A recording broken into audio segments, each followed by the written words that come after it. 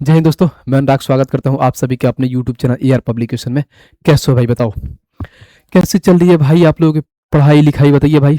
उम्मीद करता हूं एकदम बढ़िया जबरदस्त तरीके से पढ़ रहे होंगे और जीवन का आनंद ले रहे होंगे। बताओ भाई, मेरे यार, मेरे दोस्त, मेरे प्यार, कैसे हैं आप लोग? सारे आप लोग तो प्यारे हैं हमारे। ठीक है, देखो भाई, तो आज हम लोग क्या करने वाले हैं, तो आज मैं कंप्लीट आप लोगों को कराने वाला हूं 18 और 19 मार्च के जितने हमारे पेपर हुए हैं उसका संपूर्ण निचोड़ कराने वाला है। अब ऐसा नहीं है कि उठा के हूबहू हम सवाल कराएंगे, नहीं। जिस पैटर्न पे, जिस टॉपिक से आपका सवाल आया है, जिस टॉपिक पे जिस टाइप से सवाल आया है, उस टाइप का क्वेश्चन में लेके आए हैं और बहुत अच्छे तरीके से हम पढ़ाएंगे, बहुत बढ़िया तरीके से पढ़ाएंगे।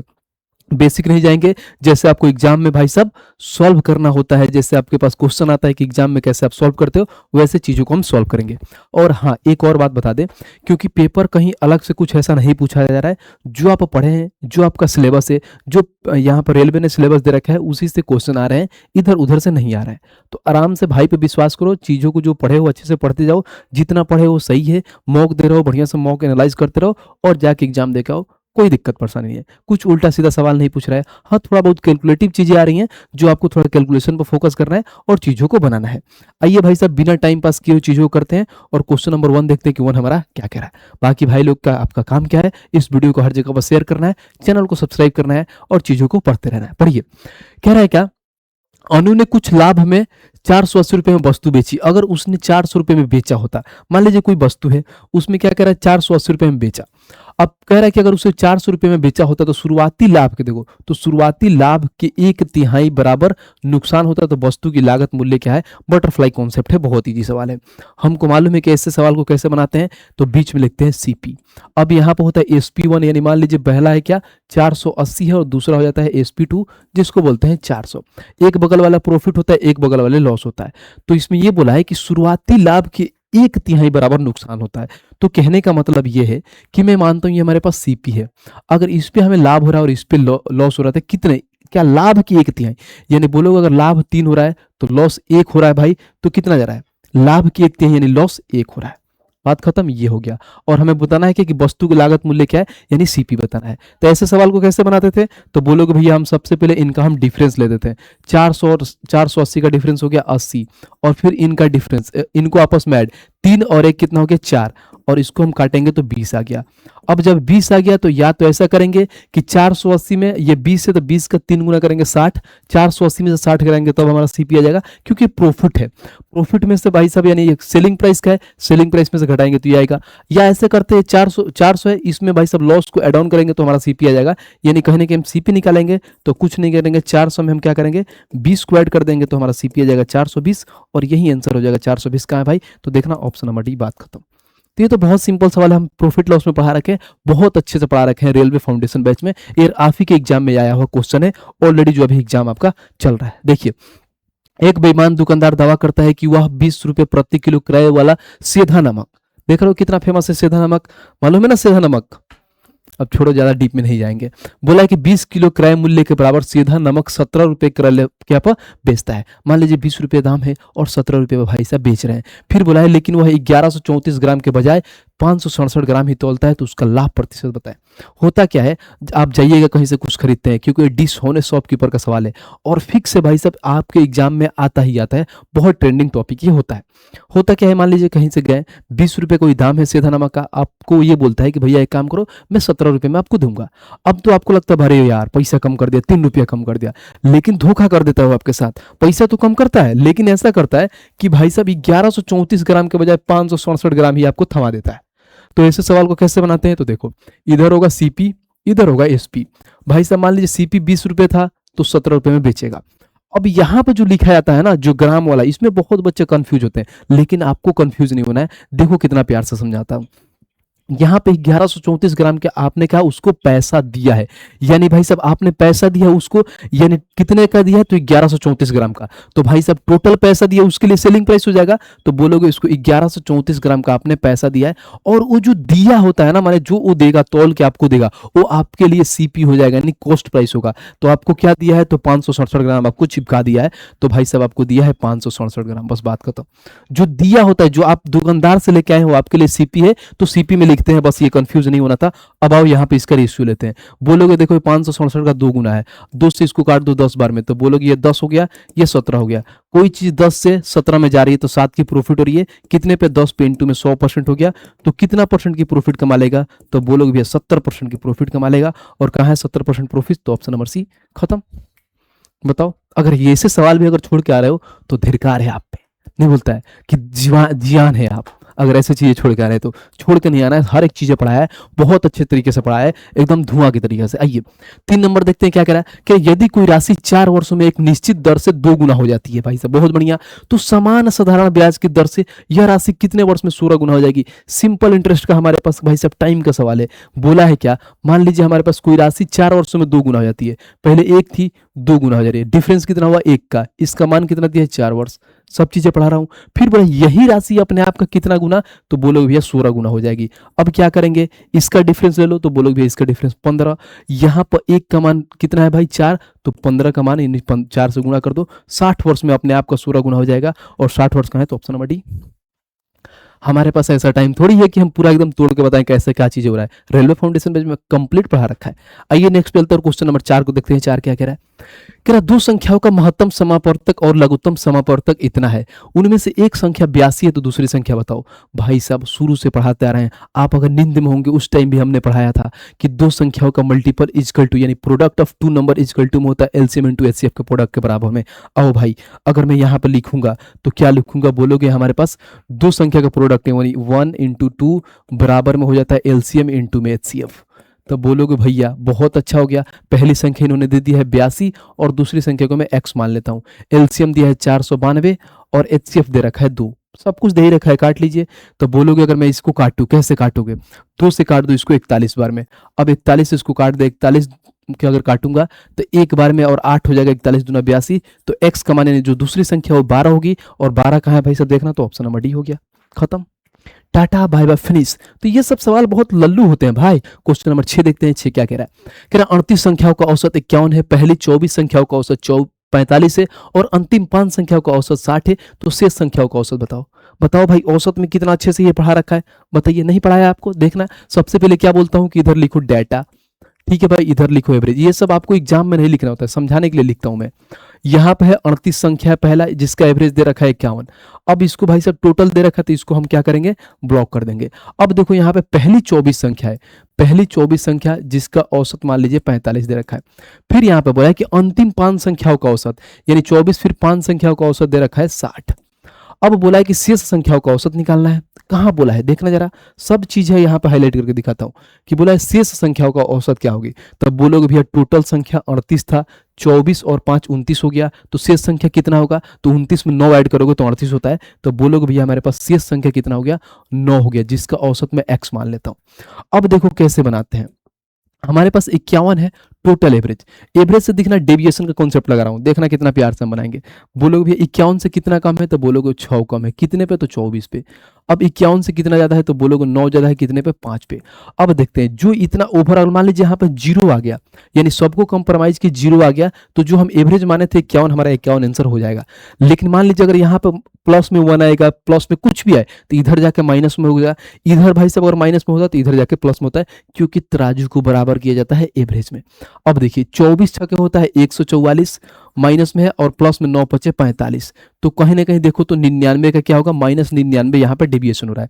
जब मैंने बोला इधर माइनस होता तो इधर में आके प्लस में हो जाएगा 99। अब बोलोगे भैया क्या हो गया, 99 हो गया। अब ऐसा थोड़ी करोगे कि 51 में 99 ऐड कर दोगे, नहीं, क्योंकि शेष संख्या बोला है और शेष संख्या 9 है, तो ये 9 लोगों में बट जाएगा।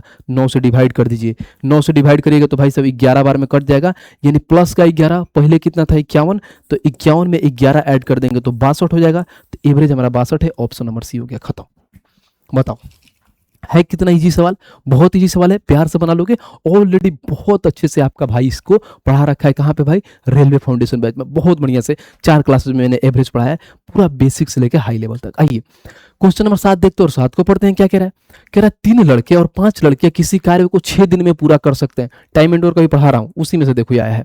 बोला है क्या, 3 लड़के 5 लड़कियां किसी कार्य को 6 दिन में पूरा कर सकते हैं, जबकि 2 लड़के और 7 लड़कियां उसी काम को 8 दिन में पूरा कर सकते हैं। बहुत सिंपल सवाल है हमारे पास। बोला है यहाँ पर 3 बॉयज हो जाए, ठीक है, फिर प्लस में आ जाओ हमारे पास 5 गर्ल हो जाएंगी। अब ये किसी काम को कितना दिन में कर रही है तो बोलोगे 6 दिन में। फिर बराबर में नेक्स्ट में बोला है कि 2 बॉयज हो जाएंगे हमारे पास, फिर प्लस में आ जाओ हमारे पास 7 गर्ल हो जाएंगी। और ये कितने दिन में कर रही हैं तो बोलोगे भैया 8 दिन में कर रही हैं। अब यहाँ से इनका एफिशिएंसी निकाल के लेके आते हैं बॉयज और गर्ल का।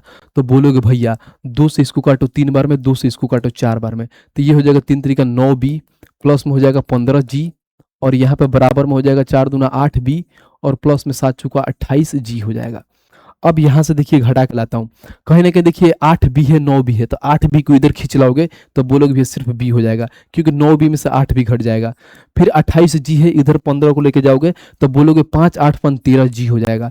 तो हम और बॉयज और गर्ल का रेशियो देखूं तो बॉयज का रेशियो 13 हो जाएगा, गर्ल का रेशियो 1 हो जाएगा।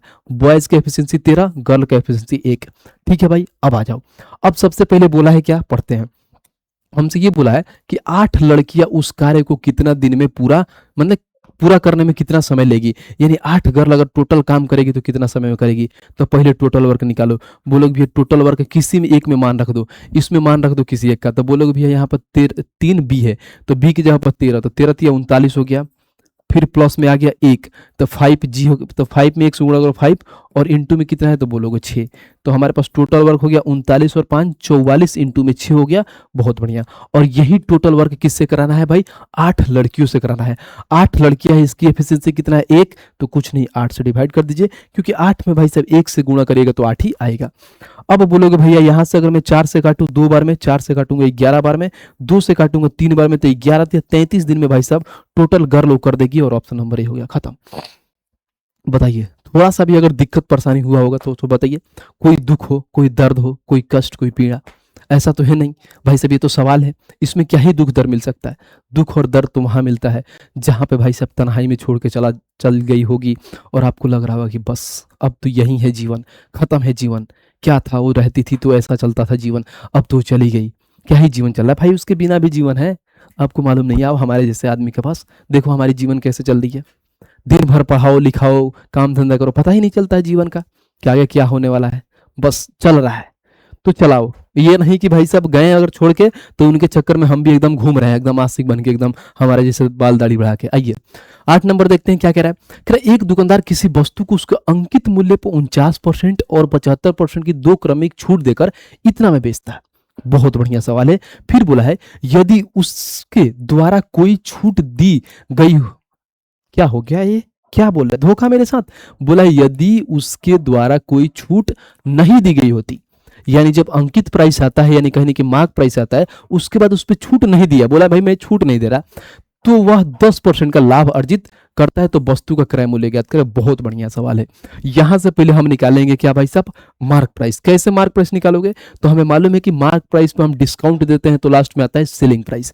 तो बोलोगे मैं मार्क प्राइस यहां मानता हूं, मान लीजिए हमारे पास एमपी है, इस पे पहला डिस्काउंट दिया गया है 49% का, तो बोलोगे भैया हमें मालूम है कोई चीज 100 के है, 49 का डिस्काउंट गया तो 51 में गया होगा, और दूसरा यहाँ पे 75% का डिस्काउंट दिया गया है, तो फिर बोलोगे भैया 100 की चीज को 75 पर डिस्काउंट, यानी 25 गया है। ओवरऑल कितना में बेच दिया गया है, तो यानी जो मार्क प्राइस है इस पे डिस्काउंट देने के बाद ओवरऑल हम 953.7 में बेचते रहे, तो बोलोगे 953.7, पॉइंट हटा के डायरेक्ट में नीचे 10 लिख दे रहा हूं। ठीक है, यहां तक क्लियर कट है। अब यहां से कैलकुलेशन करते हैं और निकाल के लाते हैं अपना मान, यानी बोलोगे भैया मार्क प्राइस। तो लाओ, तो बोलोगे भैया हम ऐसे करेंगे तो 25 से 4 बार में खत्म हो जाएगा, 1 0 से 1 0 खत्म हो जाएगा। अगर 17 से काट दूंगा 3 बार में, 17 से काट दो, 17 5 85 103 हो गया, 17 6 102, 17 एकम 17। बहुत बढ़िया। फिर बोलोगे भैया ये भी तो कट जाएगा 3 से, 3 से काटो, 3 एकम 3, 3 8 24, 3 7 21, यानी यहाँ पर 2 आ गया, 3 8 24, 3 7 यानी 187 आ गया। तो हमारे पास क्या आया, बोलोगे भैया mark price is equal to में हो जाएगा 10 × 4, यानी 40 इंटू में 187। तो बोलोगे यहाँ पे 0 हो गया, 7 चौका 28, हाथ में 2, 18 चौका 72 और 2 74, यानी मार्क प्राइस आ गया 7480। ठीक है भाई। अब बोला है क्या, यदि उसके द्वारा कोई छूट नहीं दी जाती, यानी ये मार्क प्राइस है, अगर इतना ही के चीज पे इतना ही पे बेच दिया जा रहा है, यानी 0% छूट दे रहे हैं, हम इस पे छूट दे ही नहीं रहे हैं, तो देखो हमेशा ध्यान रखना, कभी भी कोई सामान यानी मार्केट प्राइस जो भी है यानी मार्केट प्राइस 10 रुपये है और उस पर कोई भी छूट नहीं दी जाती है तो 10 रुपये में ही बेचा जाता है, तो उस केस में market price is equal to में हो जाता है सेलिंग प्राइस। यानी मार्केट प्राइस और सेलिंग प्राइस आपस में बराबर हो जाते हैं। AMP is equal to SP होता है, बिकॉज जब कब होगा, जब हम छूट 0% के देंगे, तो इस पर हम 0% का छूट दे रहे हैं, तो ये हमारे लिए किसका काम करेगा, तो बोलोगे भैया ये हमारा सेलिंग प्राइस हो जाएगा। अब ये है कितना भाई सेलिंग प्राइस, क्या बोलोगे 7480, बिकॉज हम क्या, ये क्या था मार्क प्राइस, लेकिन हम छूट नहीं दिए जिसकी वजह से सेलिंग प्राइस हमारा बन गया, नहीं इतना ही पे बेच दिए, जितना हमारा मार्केट मूल्य था उतना पे हमने बेच दिया। तब छूट न देने की वजह से भाई साहब 10% का लाभ होता है। तो बोलोगे 10% का फ्रैक्शन वैल्यू 1/10, 10 में अगर एक ऐड कर देते हैं तो भाई साहब क्या होता है, यानी सेलिंग प्राइस हमारा हो जाएगा 11 और सीपी हमारा 10 होता है, क्योंकि नीचे हमारा सीपी होता है, इसमें प्रॉफिट ऐड करते हैं, सेलिंग प्राइस आता है। तो बोलोगे जो 7480 है ना भैया, उस सेलिंग प्राइस यानी 11 का मान है, हमें सीपी पूछा है यानी 10 का मान पूछा है। अब काटो आंसर आ जाएगा, 11 से काटूंगा तो 11 6 के 66, उसके बाद से 8 11 8 88 जीरो हो गया, तो कहीं ना कहीं हमारे पास 6800 हो जाएगा और 6800 हमारा मान हो जाएगा ऑप्शन नंबर ए, यानी कॉस्ट प्राइस 6800 था। देखा, तो अच्छे अच्छे सवाल भी आ रहे हैं, ऐसा नहीं कि सारे लल्लू लल्लू से सवाल नहीं आ रहे, ऐसे भी सवाल आ रहे हैं जो आपको करना है कि पहले भाई साहब मार्क प्राइस से हम कहाँ आए भाई, पहले यहाँ पर सेलिंग प्राइस का मान दे दिया था हमने, मार्क प्राइस निकाला और मार्क प्राइस पे 0% का डिस्काउंट दे रहे हैं, जिसके वजह से भाई साहब वो सेलिंग प्राइस होता है, और ऑलरेडी सेलिंग प्राइस का 10% प्रॉफिट में दिया था, तो हम प्रॉफिट से सेलिंग प्राइस निकाले और वहां से सीपी को निकालना है। बताइए कितना प्यारा सा है सवाल। आइए नेक्स्ट मिलते हैं और क्वेश्चन नंबर 9 देखते हैं। 9 क्या कह रहा है, कह रहा है what will be the difference in population 3 year ago एंड 2 year ago of a town whose current population इतना है, इज इंक्रीजिंग रेट ऑफ 25%। मान लीजिए भाई साहब कि 3 साल पहले कुछ भाई साहब होगा, उसके बाद से भाई अभी का प्रेजेंट का कुछ है, लेकिन हमसे पूछा क्या है, 3 साल और 2 साल का बीच का डिफरेंस का पॉपुलेशन पूछा है। यानी एक कस्बे के वर्तमान जनसंख्या हमारे पास इतना दिया है, जो प्रतिवर्ष 25% की दर से बढ़ रही है। 3 वर्ष पूर्व जनसंख्या तथा 2 वर्ष पूर्व जनसंख्या का अंतर ज्ञात करो। मैं लिख के दे रहा हूँ, चैलेंज करके आपको बता रहा हूँ कि यूट्यूब पर लोग अलग अलग तरीके से बताते हैं, रेशियो मेथड, ये वो फलना ढिमका, मतलब रेशियो मेथड तो बताते हैं, उसके साथ साथ सीरीज मेथड भी बताते हैं, जो बहुत बच्चे कंफ्यूज हो जाते हैं। लेकिन जो भाई आपका ये तरीका देगा ना, वन ऑफ द बेस्ट तरीका है। आप इसको भाई साहब यहाँ पे स्टार मार लो और सेकंड में उड़ा दोगे। देखो हमें मालूम क्या है कि इसका क्या करंट में दे रखा है, मानता हूं मैं, हमारे पास यहाँ ध्यान देना, मान लो यहाँ पर समझिए कि प्रेजेंट है हमारे पास, यहाँ पर सेकंड ईयर मान लेता हूं और यहाँ पर मान लेता हूं थर्ड ईयर। ठीक है भाई, अब बोलता क्या है कि हर, क्या बोला है, पढ़ो एक बार और पढ़ो, ध्यान से पढ़ो, बहुत अच्छे से समझ में आएगा, बहुत बढ़िया सवाल है, बहुत बार बार रिपीटेड सवाल है। बोला है क्या, जो प्रति वर्ष 25% की दर से बढ़ रहा है, 25% की दर से बढ़ रहा है। अब 25% का फ्रैक्शन वैल्यू क्या होता है, तो बोलोगे भैया 1/4 होता है। अगर मान लो अगर 3 साल पहले 4 था तो प्रेजेंट में 1/5 हो जा रहा है, तो बोलोगे 3 साल पहले अगर 4 था तो 1 बढ़ के ये 5 हो रहा है। ठीक है भाई, अब ये हमें बोला है कि प्रेजेंट में इतना है और 3 साल हो रहा है, तो 3 साल हो रहा है तो प्रेजेंट की बात बोला है, तो हम इससे क्या करते हैं, इसको क्यूब कर देते हैं, यानी इसको भी क्यूब कर देता हूं, इसको भी क्यूब कर देता हूं, तो बोलोगे भाई ये हो जाएगा 64 और ये हो जाएगा 125। ठीक है भाई, ये प्रेजेंट का मान दिया है, ये हमारे पास 64 दिया है। अब हमसे जो बोला है वो देखो क्या बोला है, ये वाला लाइन से हम बना लेंगे, हमें पूरा बनाने की जरूरत नहीं है। बोलोगे 3 वर्ष पूर्व जनसंख्या तथा 2 वर्ष पूर्व की जनसंख्या का अंतर ज्ञात कीजिए। अब 2 वर्ष पूर्व का जनसंख्या अंतर ज्ञात करना है। हमें मालूम है कि भाई साहब क्या हो रहा है, 25% का क्या इंक्रीमेंट हो रहा है, तो इसमें अगर मान लो मैं 25% का इंक्रीमेंट करूंगा तो 2 वर्ष पूर्व का आ जाऊंगा, ये 3 वर्ष पूर्व का है, ये 2 वर्ष पूर्व का है, प्रेजेंट का है, तो बोलोगे भैया 64 का 25% होता है 16, तो 16 इसमें ऐड करेंगे तो बोलोगे भैया 80 हो जाएगा। यानी 2 वर्ष पूर्व 80 है, 3 वर्ष पूर्व 64 है और प्रेजेंट में है 125। और हमसे बोला क्या है, तो इन दोनों का डिफरेंस ही तो पूछा है, यानी कहीं ना कहीं 3 वर्ष और 2 वर्ष का डिफरेंस पूछा है, यानी बोलोगे भैया इन और इनका डिफरेंस, यानी हमें 16 का मान निकालना है। अब देखो मैं, अब अगर सारे बच्चे बेसिक बच्चे क्या करेंगे, बोलेंगे भैया यहाँ पे जो दिया है 2 6 और 4 को 0, 3 4 को 0 है, कितना का मान है, प्रेजेंट है, यानी बोलोगे 125 का मान है, हमें इनका डिफरेंस यानी 16 का मान निकालना है, तो बहुत बच्चे इसको कैलकुलेट करके निकालेंगे। ठीक है भाई, लेकिन जो मेरे जैसा मतलब थोड़ा उदंड होगा, हरामखोर टाइप का होगा, वो क्या करेगा, बोलोगे भैया यहाँ पे तो सूरा आ गया, और सूरा होता क्या है, तो बोलेगा भैया हमारे पास 4 का मल्टीपल होता है, हमें मालूम है कि 4 का मल्टीपल होता है, तो जो भी ऑप्शन होगा 4 का मल्टीपल होगा, और 4 का मल्टीपल ये बोलता है, कहने के बोल सकते हो 4 का डिविजिबिलिटी रूल, यानी 4 का ये भी बोल सकते हो कि 4 का डिविजिबिलिटी रूल ये बोलता है कि लास्ट का 2 डिजिट 4 से कटना चाहिए। अब देखो यहाँ पे आया 80, 4 से कटता है, बिल्कुल कटता है, यहाँ पे 30 नहीं कटता है, यहाँ पे 30, यहाँ पर 30, भाई साहब खत्म, एक ही ऑप्शन है, ऑप्शन नंबर ए, फिनिश। ये होता है करने का तरीका। और आप गुणा करके भी लाओ, यही ऑप्शन आएगा निकल के। तो हम बाकी क्यों देखें भाई, अलग अलग तरीके से लोग बनाते हैं, इतना कुछ करना ही नहीं भाई साहब। 3 साल पूर्व इतना था, उसके बाद 2 साल पूर्व इतना हुआ, और प्रेजेंट में इतना था। हमसे 3 वर्ष और 2 वर्ष पूर्व का डिफरेंस का पूछा है मान, इनका अंतर यानी 16 का मान पूछा है, और 16 का मान देखो भाई साहब, एक ही ऑप्शन 4 का मल्टीपल से उड़ा दिया।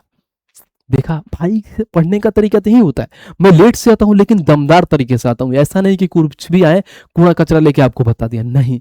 एग्जाम अप्रोच करना होता है। जो एग्जाम दे के आएंगे उनको आइडिया होगा कि ये क्वेश्चन पूछ रहा है कि नहीं पूछ रहा है, कमेंट करके बताना जरूर। आ जाओ नेक्स्ट मिलते हैं, और क्वेश्चन नंबर 10 देखते हैं कि 10 हमारा क्या कहता है।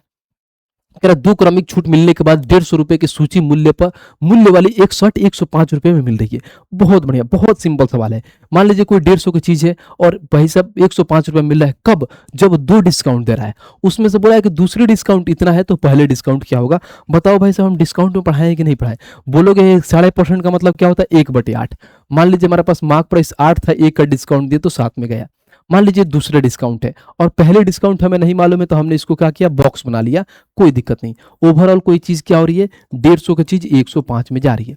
अब इनका रेशियो ले लो, तो बोलोगे भैया अगर मैं काटूं इसको, तो 15 से काटो 10 बार में, और 15 से काटो भाई साहब क्या बार में? 9 बार में। तो होता क्या है भाई साहब, कभी भी अगर मान निकालना होता है, अगर ये वाला मान निकालना है तो हम क्रॉस मल्टीप्लाई करते हैं। यानी इसका बात बोलता हूं, यानी हम कहीं ना कहीं ये फर्स्ट डिस्काउंट निकालता हूं कि पहला डिस्काउंट क्या हो, तो क्रॉस मल्टीप्लाई करोगे। 10 इंटू 7 यानी यहाँ पे 70 हो जाएगा, और 9 इंटू 8 यानी 9 8 कितना होता है? बोलोगे 9 9 आ रहा है ना, 15 छक्के 90, 15 सते 105 होता है ब्रो। 15 9 तो 135 होता है, 7 हो जाएगा। तो बोलोगे भैया यहाँ पे 7 है हमारे पास, तो 7 हो जाएगा, तो 8 सते 56 हो गया। अब क्या बोलोगे, कोई चीज मान लीजिए हमारे पास कितना था? 70 है, 56 पे जा रही है, तो बोलोगे 14 का डिस्काउंट कितने पे? 70 पे, इंटू में 100% पे कितना डिस्काउंट होगा, यानी पहला डिस्काउंट कितना का होगा? तो बोलोगे भैया बहुत सिंपल है, इसको काटूंगा भाई 7 से 2 बार में, 7 से काटूंगा 10 बार में, 10 से इस यहाँ पे एक जीरो खत्म, यानी कहीं ना कहीं पहला डिस्काउंट 20% का है, यही आंसर हो जाएगा ऑप्शन नंबर बी। बात खत्म। बस ये सवाल था। कितना बेसिक, कितना सिंपल सवाल था, और बताओ ऐसे हमने बताया है कि नहीं आपको? खुद कमेंट बॉक्स में बताइए। जो हमने डिस्काउंट कराया, और जो रेलवे फाउंडेशन बैच में मेरे से डिस्काउंट पढ़े होंगे उनको पता होगा जरूर। आइए क्वेश्चन नंबर 11 देखते हैं, और 11 को पढ़ते हैं। क्या कह रहा है? कह रहा 3,000 रुपये धनराशि पर, ठीक है भाई, 8% वार्षिक ब्याज दर से 14 फरवरी और देखो यहां से यहां तक हमें टाइम ही तो फाइंड करना है इसमें, कि टाइम का ये बताना है कि कैसे निकालेंगे। 14 फरवरी 2024 से लेके 15 अप्रैल 2024 तक की अवधि के लिए साधारण ब्याज कितना होगा? पहले टाइम निकालो, उसके बाद हम साधारण ब्याज निकाल लेंगे। बोलोगे हमारे पास प्रिंसिपल भी दे रखा है 3,000, ये लिखने की नीड नहीं होती, फिर भी लिख देता हूँ। रेट हमारे पास 8%। टाइम कैसे निकालोगे? बोलोगे 14 फरवरी 2024, जो रीजनिंग पढ़ते होंगे उनको मालूम है कि 2024 होता है लीप ईयर, और लीप ईयर में होता क्या है? तो बोलोगे भैया लीप ईयर में ये होता है कि जो हमारा फरवरी होता है 29 दिन का होता है, और टोटल साल हो जाता है 366 दिन का।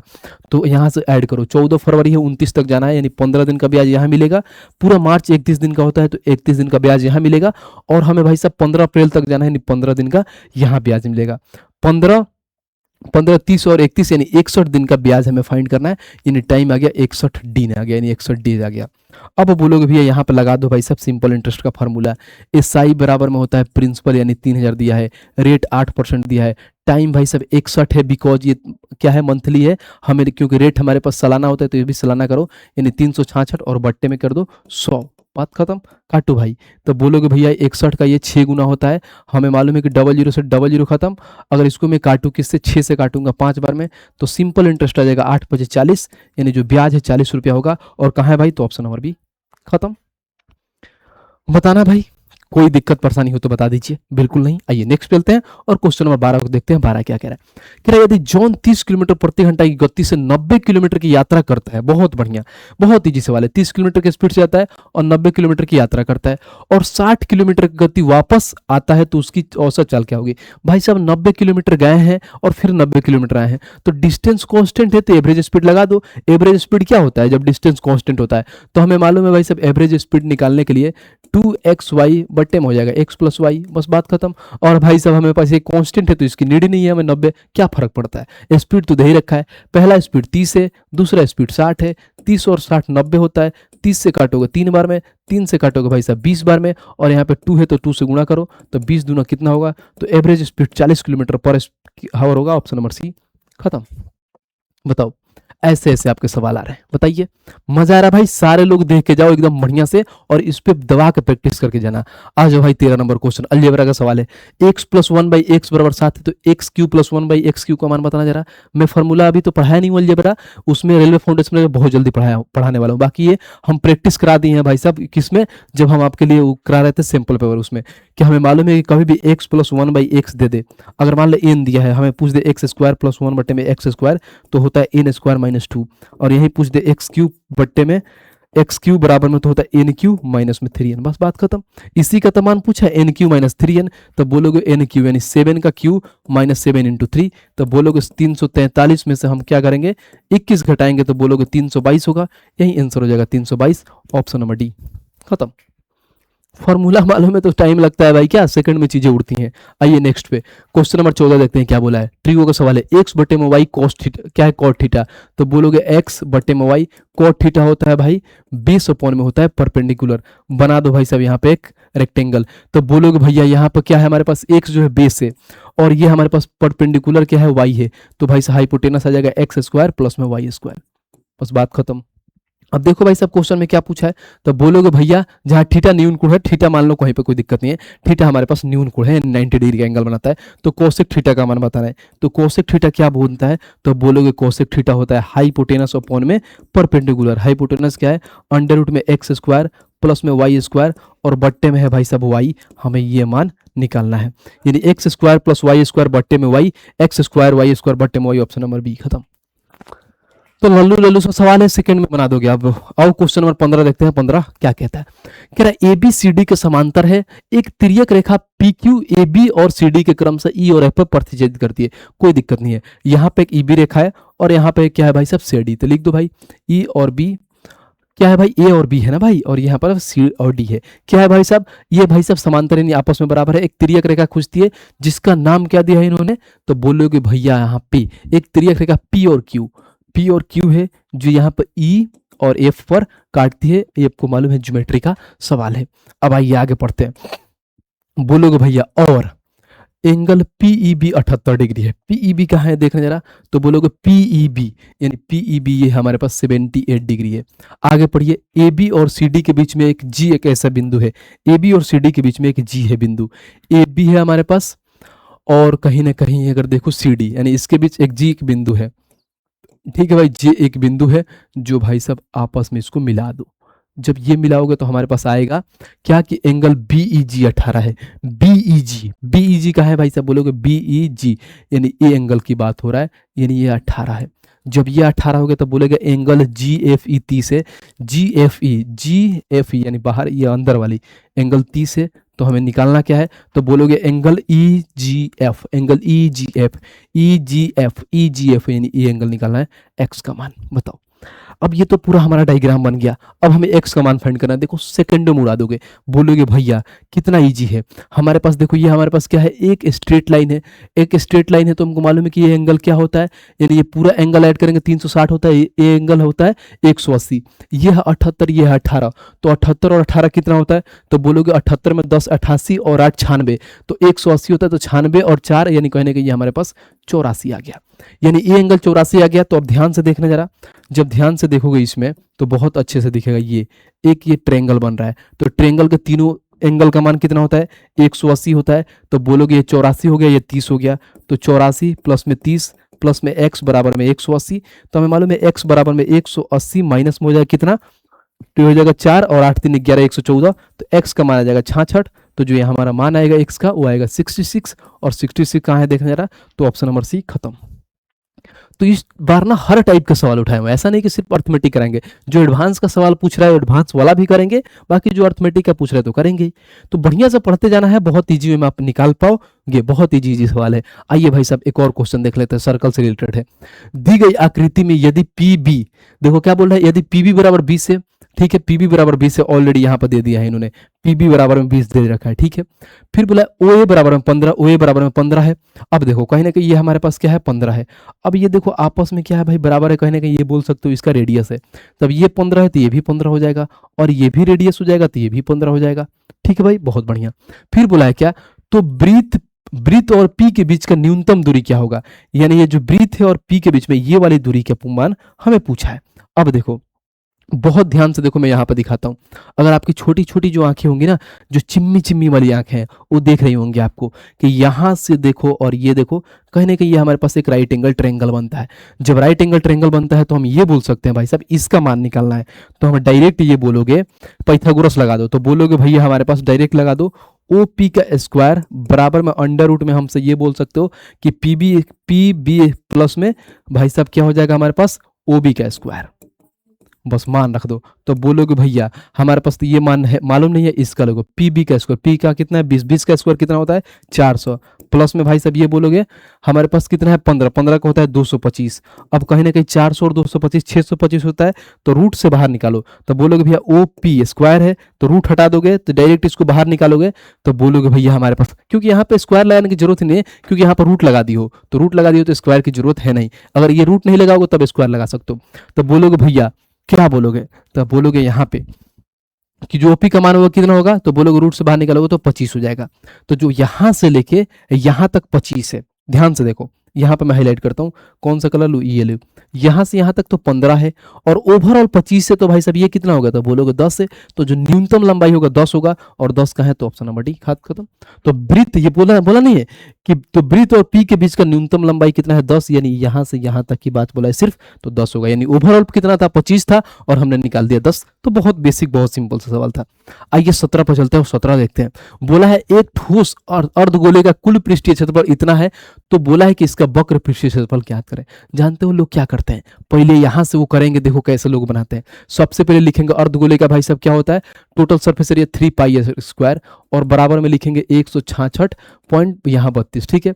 यहां से वो क्या करेंगे, पहले रेडियस निकालेंगे, तो रेडियस का कुछ मान आएगा, फिर निकालेंगे 2 पाई आर स्क्वायर, क्योंकि वक्र पृष्ठीय क्षेत्रफल बोला है। बट हम ऐसे क्यों निकालेंगे, हम क्यों निकालेंगे, हम एक पागल कुत्ता काटा है, बिल्कुल नहीं। देखो कैसे निकालेंगे, बोलोगे भैया इसका क्या होता है कुल पृष्ठीय क्षेत्रफल अर्धवृत्त का, तो 3 पाई आर स्क्वायर, और बट्टे में भाई साहब हमसे निकालना क्या है, तो इसका वक्र पृष्ठीय क्षेत्रफल अर्धवृत्त का क्या बोला, अर्धगोले का, तो 2 पाई आर स्क्वायर होता है। भाई साहब अर्धगोले का टोटल सरफेस एरिया ये होता है और लेटरल सरफेस एरिया ये होता है। अब ऊपर वाला का मान दे रखा है, बोलोगे भैया 166.32, और इसका मान नहीं दिया तो हमने x मान लिया, बात खत्म। अब हम डायरेक्ट रेशियो वाला कॉन्सेप्ट लगा दिए ना भाई। अब देखो तो बोलोगे भैया पाई आर स्क्वायर का बात खत्म, 3 से काट दो इसको, तो 3 पचे 15, 3 पचे 15, यहाँ पर 3 चौके 12, 3 चौके 12, ये आ गया। x का मान निकालो तो ये 2 गुना गुणा हो जाएगा, तो 4 दूना 8, 4 दूना 8, 5 दूना 10 किलो हाथ में 1, 5 दूना 10 और 11, यानी 110.88 होगा, और 110.88 ऑप्शन नंबर बी खत्म। तो एग्जाम में आपको माइंड चलाना है, समझ रहे हो, दिमाग को चलाना है, समझना है कि क्वेश्चन कहना क्या चाह रहा है, और कम समय में चीजों को क्या करो, अडेप्ट करना सीखो कि हम कैसे चीजों को निकाल पाएंगे। उम्मीद करता हूँ यहाँ तक जो चीजें पढ़ा रहा हूँ बहुत बेस्ट तरीके से आप सीख रहेंगे और बहुत अच्छे से चीजों को जान रहे होंगे। आइए क्वेश्चन नंबर 18 देखते हैं क्या कह रहा है। कह रहा है यदि एक आंकड़े के एक समूह में का औसत 65 है और बहुलक 23 है तो अनुभवंजय, यह क्या बोला है, अनुभवंजय, जिसको बोलते हैं इंपेरिकल फॉर्मूला, बताना बताए कि नहीं, तो बोला उपयोग करके माध्यिका का मान क्या होगा। इंपेरिकल फॉर्मूला ये होता है भाई साहब कि हमें मालूम है कि मोड बराबर में होता क्या है 3 मीडियन, यानी मीडियन बड़ा है तो 3 इसके साथ लगा दो, मीडियन माइनस में 2 मीन होता है। बहुत बढ़िया, मोड का मान इन्होंने दे रखा है कि 23 दे रखा है, और हमसे मीडियन पूछा है भाई, यानी कहीं ना कहीं मीडियन पूछा है, नहीं माध्यिका क्या होगा, तो इसको 3x मान लेता हूं, और माइनस में 2 मीन का मान 65 दिया है। तो बोलोगे भैया बहुत ईजी हो जाएगा, गुणा कर लीजिए। अब देखो इधर क्या हो जाएगा, 65 का 2 गुना 110, माइनस में है तो इधर लेते आओ प्लस में हो जाएगा, तो भाई सब 110 और 23 ऐड करोगे तो बोलोगे भैया 100, कहीं ना कहीं देखोगे कितना हो जाएगा 110 और 23 हमारे पास आ जाएगा 133, 133 आएगा। 65 का 2 गुना, यानी 65 का 2 गुना 110 थोड़ी होता है ब्रो, 65 का 55 का 2 गुना 110 होता है। देख लो बुद्धि कैसे सठिया रहा है मेरा, 65 का 2 गुना है 130, 130 और 23 होता है 153, यानी 153 बराबर में हो जाएगा 3x, 3 से काटोगे तो 3 पचे 15, 3 एकम 3, यानी जो x का मान यानी जो इसका मीडियन होगा 51 होगा, और 51 का है तो ऑप्शन नंबर बी खत्म। Tata bye bye finish. बहुत सिंपल सवाल, बहुत इजी सवाल। आइए क्वेश्चन नंबर 19 को देख लेते हैं। 19 क्या कह रहा है, कह रहा है कि एक्स और वाई एक कार्य को पूरा करने में 16 दिन का समय लेते हैं। 2 लोग हैं भाई, एक्स और वाई है जो 16 दिन का समय लेते हैं, फिर वाई और जेड है उसी कार्य को 24 दिन में पूरा करते हैं। फिर बोला है कि एक्स वाई जेड एक साथ मिलकर उस कार्य को 12 दिन में पूरा करते हैं। ये तो डिट्टो सवाल हमने कराया था, इसी टाइप का एक सवाल कराया था अभी जो टाइम एंड वर्क पढ़ा रहा था। तो बोलोगे यहाँ पर दो लोग हैं, एक्स प्लस में वाई है जो किसी कार्य को 16 दिन में कर रहे हैं, बहुत बढ़िया। फिर यहाँ पर आते हैं वाई प्लस में जेड है जो किसी कार्य को करा रहे हैं 24 दिन में। फिर यहाँ पर तीनों लोग आ जाते हैं, x plus y plus z जो किसी कार्य को भाई 12 दिन में करते हैं। एलसीएम ले लो, सबका एलसीएम 48 यानी 48। भाई साहब इसका देखना एफिशिएंसी, 16 का 3 गुना, 24 का 2 गुना, 12 का 4 गुना, एफिशिएंसी आ गया। तो सबका मान निकालो, क्योंकि क्वेश्चन में क्या पूछा है देखो, बोला एक्स और जेड द्वारा उसी कार्य को पूरा करने में कितना समय लगेगा। तो एक्स और जेड का पहले एफिशिएंसी निकालो। तो बोलोगे भैया यहाँ पे एक्स और वाई का मान 16 दिया है, तो अगर मान कितना 3 दिया है, एक्स और वाई का मान अगर यहाँ पर 3 रखता हूँ और टोटल का मान कितना है 4, तो यहाँ पर जेड का मान आ गया 1। ठीक है भाई, जब जेड का मान 1 आ गया हमें सिर्फ निकालना है कि अब एक्स का। तो एक्स का मान कैसे निकालोगे, तो बोलोगे भैया यहाँ वाई जेड का मान 2 दिया है, तो वाई जेड का मान 2 रखेंगे, तो भाई सब तीनों का मान 4 है, तो एक्स का मान 2 आ जाएगा। बस इन्हीं का मान निकालना है, बाकी का तो रेडी नहीं है। बाकी का भी निकाल लोगे वाई का मान, क्योंकि तीनों लोगों का मान 4 है, तो एक्स और वाई का मान मिला, एक्स और जेड का मान 3 है, तो वाई का मान 1 आ जाएगा, बात खत्म। तो बोला है टोटल वर्क 48 है और एक्स और जेड से कराना है, तो 2 और 1 3 से कराना है, तो कितने दिन में होगा, तो बोलोगे 16 दिन में होगा। और 16 कहाँ है भाई, तो ऑप्शन नंबर डी हो गया, खत्म। बताओ मजा आ रहा है कि नहीं? मजा आ रहा है तो वीडियो को लाइक करते रहिए, चैनल को सब्सक्राइब करते रहिए, क्योंकि भाई आपको एकदम धुआं धुआं चीजों कर दिया है। बहुत आसान तरीका से अच्छे से क्वेश्चन है और सेकंड में उड़ा दे रहे हैं। बोला एक धनराशि चक्रवृद्धि ब्याज की एक निश्चित दर से 12 वर्षों में स्वयं का 3 गुना हो जाती है, तो कितने वर्षों में भाई साहब? तो बोला है कितने वर्षों में 27 गुना हो जाएगी। ये खुद बनाना है, होमवर्क है, बहुत ईजी सवाल है। अगर इस पे कलम भी उठा लिया ना तो पाप है, समझ लो भाई। कलम नहीं उठाना है, सिर्फ क्वेश्चन को देखना और ऑप्शन मारना है। कलम उठा ही नहीं सकते भाई, इतना इजी सवाल है और मैंने ये चीजें पढ़ा रखा है। 1 सप्ताह पहले मैंने इसको पढ़ाया कंपाउंड इंटरेस्ट में। अगर उसके बावजूद भी अगर आप नहीं बनाए तो फिर क्या ही जीवन है। आइए नेक्स्ट बोलते हैं, क्वेश्चन नंबर 21 देखते हैं कि 21 हमारा क्या कहता है। कह रहा है एक गोले का पृष्ठीय क्षेत्रफल ज्ञात कीजिए जिसका व्यास दिया है 24 सेंटीमीटर। कितना है? 14 सेंटीमीटर, यानी व्यास दे दिया है। तो व्यास दे दिया तो रेडियस आधा हो जाएगा भाई, तो रेडियस हो जाएगा 7। और हमें पूछा है गोले का पृष्ठीय क्षेत्रफल, तो बोलोगे भाई साहब 4 पाई आर स्क्वायर होता है, बस बात खत्म। तो यहाँ हो गया 4 पाई का मान हमें लेना है, पाई ऐसे ही रखना है। आर स्क्वायर यानी 7 का स्क्वायर 49 होता है, तो बोलोगे 49 का 4 गुना, 50 का 4 गुना होता है भाई 200। 200 में से 4 कितना कम कर दो, 50 का 4 गुना 200, 4 कम कर दो, यानी 196 पाई आंसर हो जाएगा हमारा। देखने जरा कहाँ है, तो ऑप्शन नंबर डी, खत्म। तो ये लल्लू लल्लू सा सवाल था, बहुत बेसिक सवाल था। आइए नेक्स्ट बोलते हैं, क्वेश्चन नंबर भाई साहब 22 को देखते हैं कि 22 हमारा क्या कह रहा है। कह रहा शांत जल में नाव की गति 30 किलोमीटर प्रति घंटा है और धारा की गति 6 किलोमीटर प्रति घंटा है। प्रत्येक तरफ से 5 मिनट में धारा के अनुकूल और धारा के प्रतिकूल तय की गई दूरी बताना है। ठीक है, बहुत बढ़िया। आपको मालूम है भाई कि ये भी आप बहुत अच्छे से निकाल लोगे कि नाव का मान कितना दिया है, चाल दिया है, एक्स का चाल 30 किलोमीटर पर घंटा, वाई यानी धारा का 6 किलोमीटर पर घंटा। हमें पूछा क्या है भाई साहब, डाउन स्ट्रीम और अप स्ट्रीम का स्पीड। तो डाउन स्ट्रीम क्या बोलता है भाई साहब, डाउन स्ट्रीम का हम क्या निकालना है, डिस्टेंस निकालना है। तो डिस्टेंस बराबर स्पीड इंटू में टाइम। स्पीड क्या होगा, तो भाई साहब डाउन स्ट्रीम में स्पीड दोनों ऐड होगा, तो बोलोगे एक बार ऐड होगा, तो 30 और कितना होता है भाई 6 36, एक बार ऐड हो जाएगा और इंटू में आ जाओ। अब टाइम कितना दिया, ये हमारे पास स्पीड हो गया, टाइम कितना हो गया भाई, कहीं ना कहीं हम डिस्टेंस निकालते हैं तो क्या बोलते हैं, स्पीड इंटू में टाइम। और डाउन स्ट्रीम में दोनों स्पीड ऐड होता है क्योंकि धारा के साथ जाता है नाव। तो बोलोगे भैया टाइम 5 मिनट दिया है, तो ये मिनट में है, तो घंटा में बदलने के लिए डिवाइड बाई 60 कर दो। अब काट दो, बोलोगे 12 का 3 गुना, 12 का 5 गुना, 5 से 5 करेंगे जो डाउन स्ट्रीम का डिस्टेंस आएगा 3 किलोमीटर आ जाएगा, यानी डाउन स्ट्रीम का 3 किलोमीटर होगा। भाई साहब डाउन स्ट्रीम का यहाँ पे 2 2 है, तो ये तो होगा नहीं। ठीक है, और 3 3 है, बराबर हो ही नहीं सकता भाई, क्योंकि हमेशा कम होगा अप स्ट्रीम का डिस्टेंस। कहीं ना कहीं यहाँ पे हमारे पास डिस्टेंस आ गया।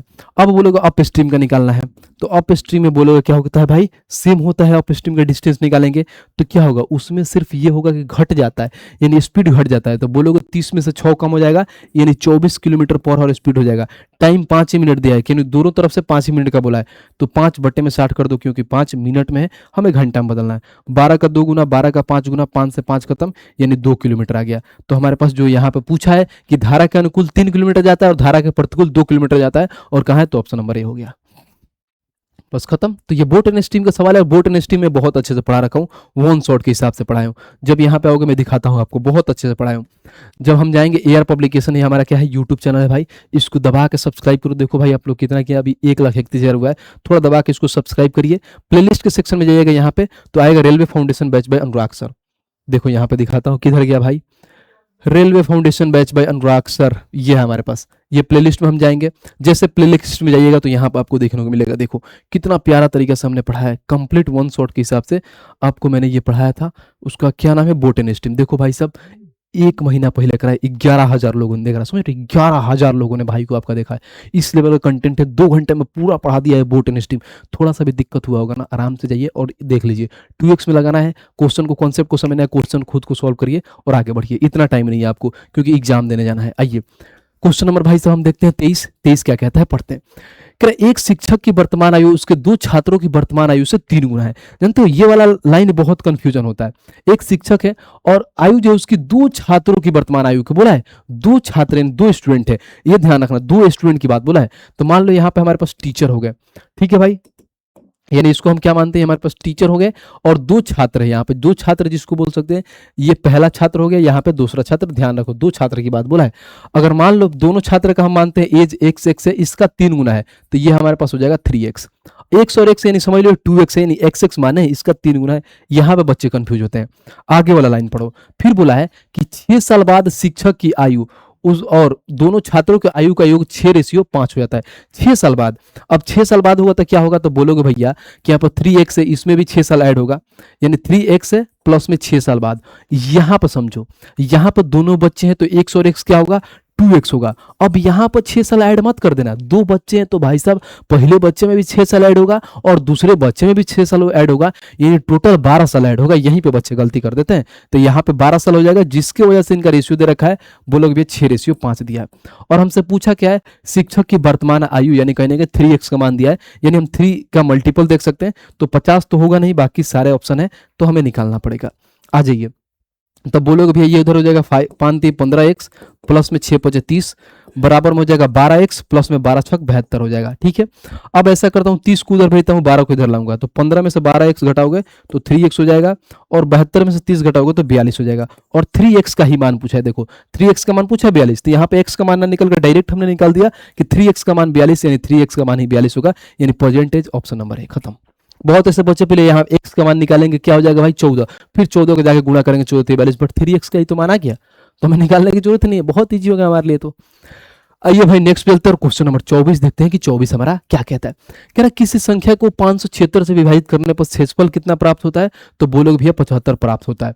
यदि उसी संख्या को 24 से विभाजित किया जाए तो प्राप्त होने वाली संख्या का शेषफल क्या होगा, 24 या 72, यानी कहने की शेषफल हमारा 3 होगा। आंसर कहाँ है 3, तो बोलोगे भैया ऑप्शन नंबर बी, खत्म। बोलोगे इतना स्पीड से कैसे मार दिया। देखो अगर मान लीजिए हमारे पास कोई संख्या है जिसको हम 576 से डिवाइड करते हैं तो कुछ हमारा रिमाइंडर आता है जिसको बोलते हैं 75। अब फिर बोलता है यदि उसी संख्या को, यानी इसी x को हम क्या करते हैं भाई, अब 24 से डिवाइड करते हैं तो हमारे पास रिमाइंडर क्या आएगा। तो देखो कभी भी अगर मान लीजिए ऐसा चीज दी है तो हमेशा ध्यान रखना, कभी भी जो 576 यानी इसी का फैक्टर यहाँ पर दिया हो, अगर इसी का फैक्टर कुछ यानी 576 का फैक्टर यानी जो दिया हो वो 576 को काट रहा हो, तो हमेशा ध्यान रखें इस केस में जो हमारा इसका जो रिमाइंडर होता है ना, यही इसका ये ऊपर वाला मान हो जाता है, यानी ये हमारा ये हो जाएगा कहीं ना कहीं भाज्य, यानी भाजक हो जाता है। तो बोलोगे भैया हमारे पास कहीं ना कहीं जो ये 75 दिया है ये हमारा पास क्या होगा, तो बोलोगे भैया ये 75 और बट्टे में क्या हो जाएगा 24 हो जाएगा। तो 24 का 3 गुना यानी 72 तक कट जाएगा, तो रिमाइंडर बच जाएगा 3, और यही आंसर हो जाएगा ऑप्शन नंबर बी, बात खत्म।